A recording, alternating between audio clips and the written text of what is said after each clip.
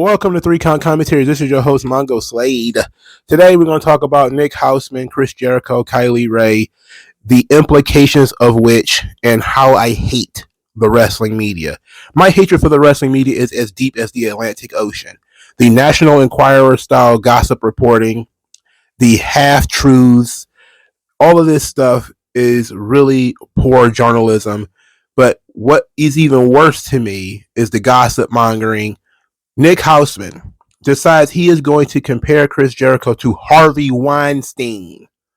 All right, so what happened? All right, so we know Christmas 2023, Jericho jumps out the window saying that he did not sign an NDA for Brawl Out. Nick Hausman of House of Wrestling, who used to work for Wrestling Inc., if I remember correctly, he came out and then said, what about the people you made sign NDAs?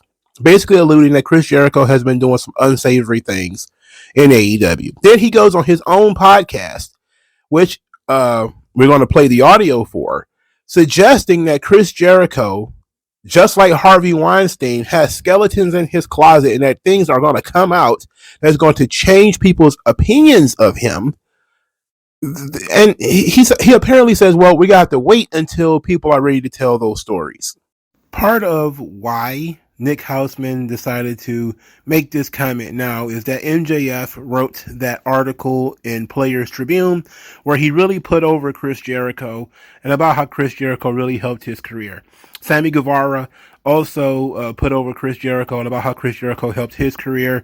So Chris Jericho is getting a lot of credit for helping young guys in wrestling. And this is why Nick Hausman feels like right now is the opportunity to say, well, we probably shouldn't be putting over Chris Jericho. I'm uneased by Chris Jericho getting so much credit for what he did in AEW because he hurt people too. It's like, who did he hurt?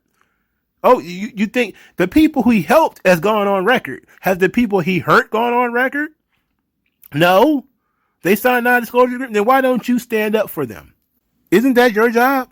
Isn't that what the Wall Street Journal guys did with Vince McMahon? They saw themselves as guys who were standing up for the quote-unquote victims of sexual assault or sexual harassment or whatever, and they told the story. That's what they saw. That's what they believed. That's what they were doing. That's what they did. Why won't Nick Hausman do it? Why won't Nick Hausman put his name on this story? Why won't you put it out there?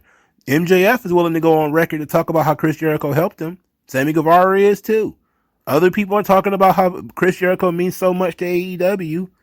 But Nick Hausman is like, maybe we shouldn't talk so much about Chris Jericho. Why? Please let us know why. Obviously, the Jericho part of it, for a lot of reasons, stood out to me. One of the things that, is so disconcerting to me about kind of the universal praise of Jericho, and I'm not going to deny the points that Max made about, the impact Chris had in the early days of AEW. But when you have that kind of clout and you have that kind of power, it's very important to use that responsibly. And I just, there are issues with Chris behind the scenes where I know of a lot of people who have been hurt by Chris and his actions. And, it's very uncomfortable to me to see him lauded as often as he is with only the focus on that, because I do think that there's a lot of questionable stories about Chris that will find their way out over time, and when people are ready to tell those stories, that will cast him in a very different light. I mean, look, Harvey Weinstein won a lot of Oscars. Harvey Weinstein produced a lot of very popular films. Harvey Weinstein is now in jail. I'm not saying that's going to happen to Chris, but your narrative can very quickly turn if you're hiding a lot of skeletons in your closet. Nick Hausman, let's just talk about this guy, because apparently all of this, his hatred or dislike for Chris Jericho, it comes out of the Jericho CM Punk feud, where Jericho is wishy-washy on Punk. One moment he wishes he had gotten to work with Punk. He's saying that, congratulations to Punk going to Madison Square Garden. At the same time, he's, threatening to tell stories about what happened at Brawl Out. He's calling them disgusting. He called them a cancer. So they've been going back and forth for about, I don't know, what we say about 7 or 8 years, where sometimes they're friends, sometimes they're not. It goes back to when CM Punk refused to do Chris Jericho's podcast after he fired from WWE. Then he says that Jericho was trying to cash in on their friendship and all this kind of stuff. and Jericho was offended by that. And they've been going back and forth for several years about sometimes they're friends, sometimes they're not. Sometimes Jericho is taking snipes at CM Punk, sometimes he's not. And they've been going back and forth. And of course, Nick Hausman became a famous wrestling journalist when he asked about Colt Cabana at the Brawl Out situation, which led to CM Punk nutting up and yelling about dumb fuck Adam Page and the rest of the elite. So that pushed him to the forefront. And now he seems to be the PR guy for CM Punk. So when Jericho is again talking about the CM Punk situation, here comes Nick Hausman to talk about non-disclosure agreements. Oh, well, now, what about your non-disclosure agreements? I'm like, what about them? What do you know about it? And here's my whole thing. Put your name on it. At the very least, put your name on it. After the conversation about NDAs and after the podcast came out, a lot of wrestling fans looking for evidence remembered that Chris Jericho was implicated in the leaving of Kylie Rae from AEW. So I got to tell the story of Kylie Rae. Kylie Rae was a pro wrestler. In 2019, she was signed to AEW. Her gimmick was similar to Bayley's, where she was very upbeat and smiley. And at one point, Cody Rhodes said that she was better than Bayley and all this kind of stuff. I don't know what he was doing at the time. He was trying to sell people on her. She left AEW by the end of the year. So AEW started in January. I believe by December, she was gone. There's a lot of speculation about what happened and why she left. There was rumors that she was being sexually harassed. And those rumors, now at the time, people were covering up for AEW. There was a lot of, if anything went wrong, people were trying to keep it on the hush. So it was reported by Brian Alvarez, and we're going to play some of the audio from Brian Alvarez, that what she had was a personal issue that was nobody's business. That's why she left AEW, and it had nothing to do with Chris Jericho or sexual harassment or anything of the same. Read this text message. I'm going to answer this one time, and I do not want anyone to ask it again. Is that clear? Mm-hmm. This person says, do you have any additional information as to why Kylie Rae asked for her release from AEW? So far, she has only worked shows, including last night's Impact, in and around Chicago. But if she starts touring with Impact, shouldn't we presume something insidious happened internally with AEW, with no statement from either side saying otherwise? Kylie Rae had a personal issue that is none of anyone's business. And she got out of wrestling. She then decided later that she wanted to give it another shot. And she's done a few shows. Now, if she begins touring with Impact or going elsewhere, no, you should not automatically assume that something insidious happened with her in AEW. There are 1,000 reasons that something might not work out for somebody in a particular company. There's dozens of people that would love to get out of WWE. I'm sure there are people under contract that would like to get out of ROH and MLW and every promotion in the world. And it's not because something insidious happened there. What happened with Kylie Rae, the reason she got out of wrestling, was a personal issue. Now, maybe something happened in AEW where she decided, if I return to wrestling, I probably do not want to go back to AEW. But for those of you that are looking for some massive scandal or some horrible, terrible thing that happened, there is no such horrible, terrible thing that happened.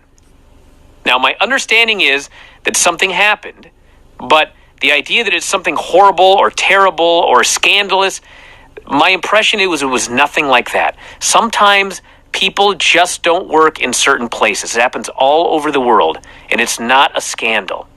But the larger issue of what So the Kylie Rae Chris Jericho thing continues.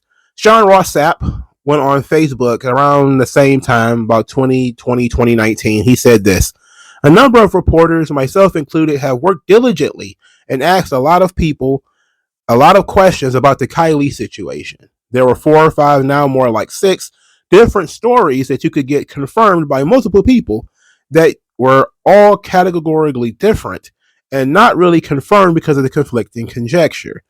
It would be irresponsible for me, Ryan, or anyone else that have heard all of these stories, but not have it come from specific sources to run it. This isn't some deep state media cover up. So he's saying, well, there's a lot of stuff floating around about Kylie Ray, but it would be irresponsible for any of us to talk about it because it didn't come from, close enough sources, which is fair. That's a fair assessment. Now, Kylie Ray leaves AEW. She goes to Impact. She takes a step down from AEW to Impact. Then she, out of nowhere, she quits Impact. She went onto her Patreon and said that she was unwell and that she's basically quitting professional wrestling. So then she showed up, and I believe it was 2021, and she was working in NWA. Then she quit NWA as well. She did an interview where she says, due to unforeseen circumstances, I will not be able to perform at Freelance Underground or NWA this weekend, nor AAW next weekend. Unfortunately, I found myself in a relapse situation and need some time for recovery. This has been going on since late August and has gradually regressed since then. I have been holding this in and working through the pain. This is from October of 2021. So she apparently was having mental health struggles or whatever, and wrestling was complicating that, so she quit. She then had a WWE tryout in 2022. She did not get the job. Since she left AEW, she has been in rehab, has gotten out of rehab, has spoken very publicly about her struggles with eating disorders, anxiety, marijuana, alcohol, etc., and has never once mentioned Chris Jericho or AEW in a negative way. Now, when she left AEW, she did go on Instagram and she posted about leaving. If I remember correctly, this is from 2019. She says, I don't know how to start this, and I can't speak on others' behalves. I can only speak for myself and what's in my heart. I don't know many rumors and honestly try to stay away from everything, obviously. But here, nobody made me leave. AEW took my career to new levels, and I'm beyond grateful for every opportunity and experience that has come along the way with nothing and wish nothing, but the best. It's a great group of people who truly love wrestling and just want everyone to succeed. I've always tried to be a good person, but I make many mistakes along the way. I needed to get my mind, body, and soul right with God. I wish I had the answers, but the truth is I don't.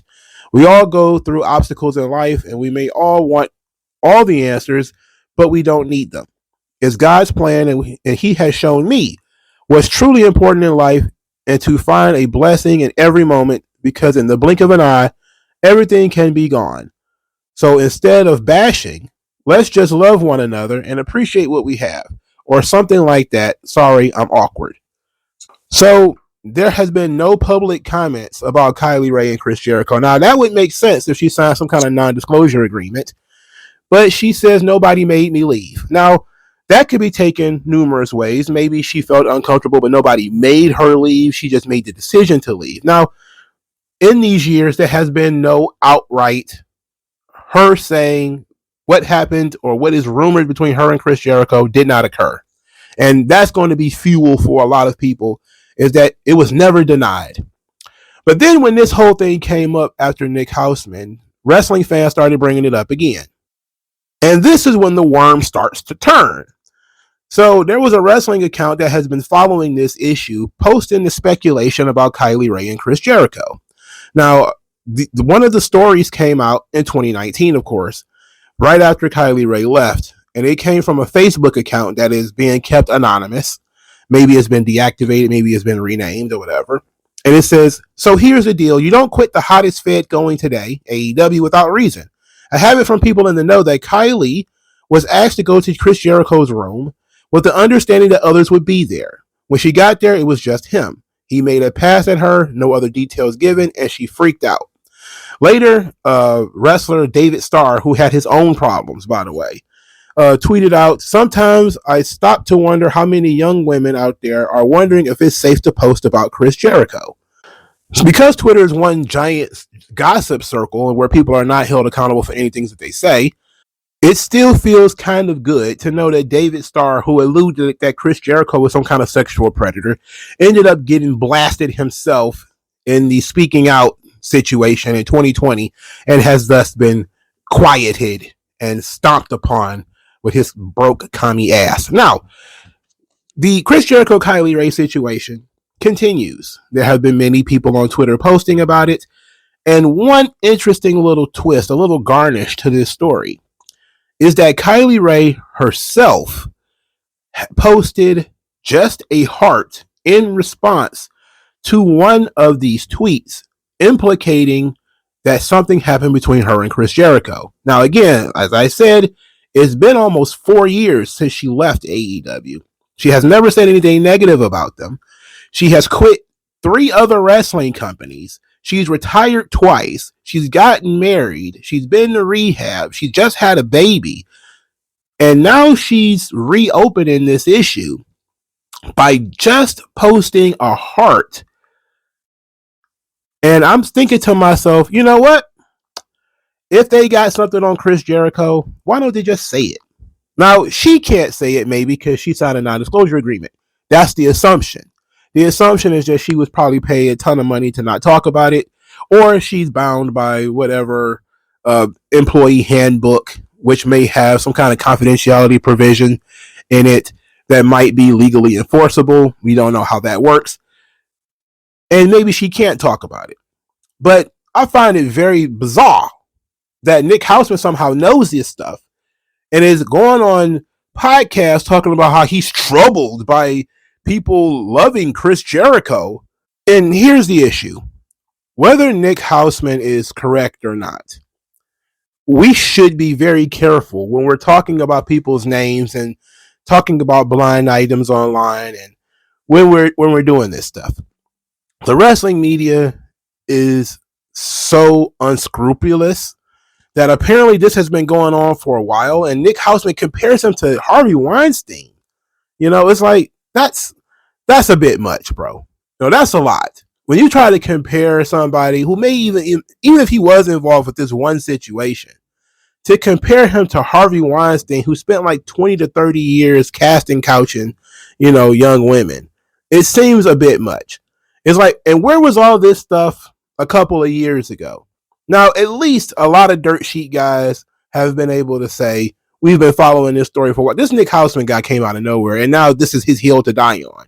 Now he's saying we need to start talking about Chris Jericho's legacy. We can't put Chris Jericho over anymore because he might be involved with some unsavory things, but people have to tell the story on their own. Well, if you know that there's non-disclosure agreements involved, then you know that you're not going to tell the story. Imagine if those Wall Street Journal guys have decided, we have all this information on Vince McMahon, but nobody's going to tell their story, so we're not going to run it. Just imagine if somebody would have said that. And I have been one of those people who have said, look, there's only so much of that stuff you can believe because it is non-disclosure agreement. We don't have any details. Now, Nick Hausman could say, well, there's at least 2 or 3 women who have signed non-disclosure agreements after having run-ins with Chris Jericho or whatever the case may be, which would be a legitimate news story. If you find that, or if you've seen documentation that Chris Jericho has been involved with some kind of impropriety, and perhaps you can't disclose the names of the people involved, maybe you can disclose the nature of what's happening, but you have documentation that you have seen, or somebody tells you a story that you believe, then you put it out there.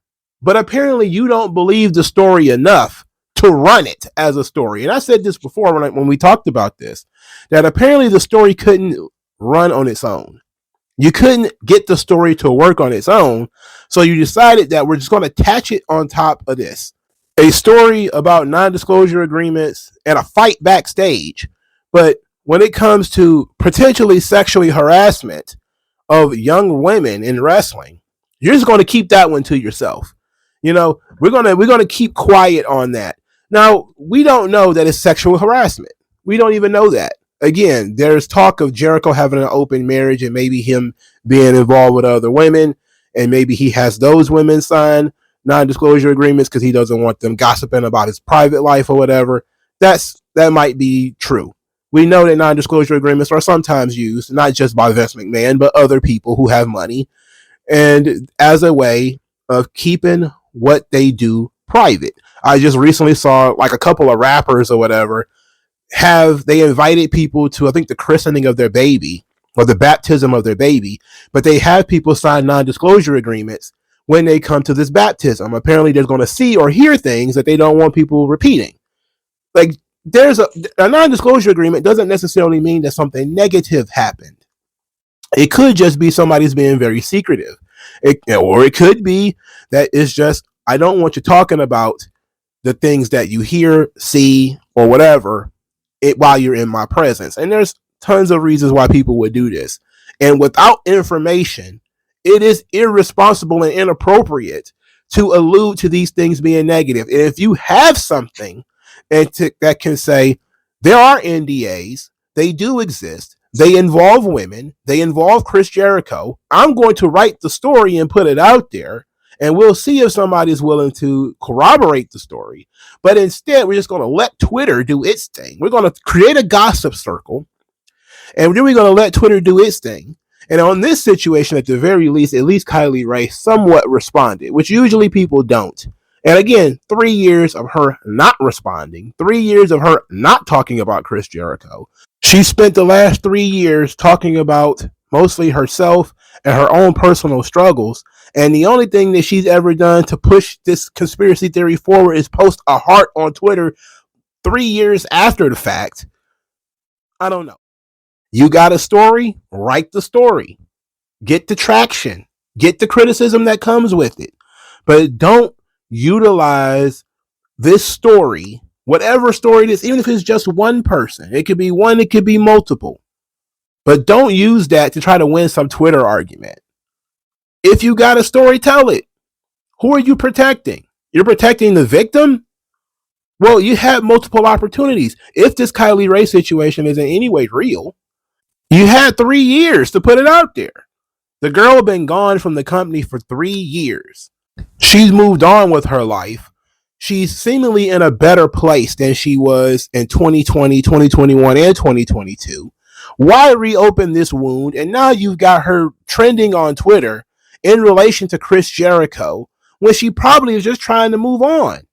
Now, I'm not going to blame Kylie Rae, even though I have said that, look, she's got a lot of problems. I'm just giving people backstory onto who she is, because you might not know who she is. If you were watching AEW from the beginning, she was gone so quickly, you may not know. I'm not saying, well, she's mentally ill and she's making shit up, because I don't know what the hell she's saying. I haven't seen her say anything about this story, but that doesn't mean that the story is true. It doesn't mean that the story is false. It is, if this situation, which has been rumored for a long time, is true, she hasn't done anything to push it. She hasn't said one way or the other. She just said, nobody made me leave. And then when she went to Impact, she quit there, and she had a different reason. And when she went to NWA, she quit there, she had a different reason. And all of these things seem to be like, okay, well, look, she's got some personal problems. That actually folds into what Brian Alvarez said about this whole thing. She's got some personal issues. She was struggling for several years, but now she seems to be in a good place, and now we're going to bring this shit back up. Because Nick Hausman doesn't like that Chris Jericho attacked CM Punk and say that he's going to tell the story about Brawl Out. That's scumbag behavior. And the wrestling media is the shits. All right? It's the shits. Let's just be honest here. Because as I've read so far, there was a lot of stories that were being told, even at the time in 2019, but everybody was so far up the ass of AEW, they weren't talking about it. So that means that some people probably knew about this for 3 or 4 years. So imagine that.